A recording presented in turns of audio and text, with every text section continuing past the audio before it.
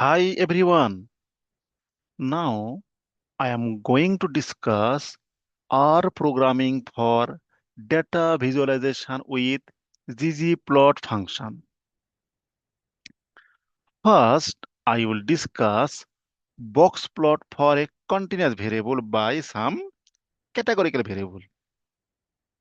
And I will discuss how to create publication ready box plot.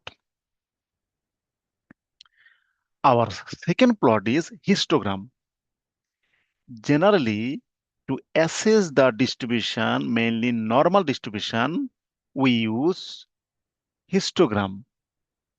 So I will discuss how to create publication ready histogram with normal curve. And third graph is violin plot.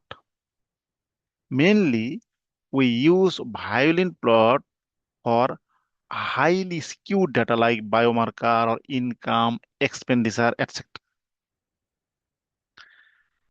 In our manuscripts or report, maximum time we use binary outcome.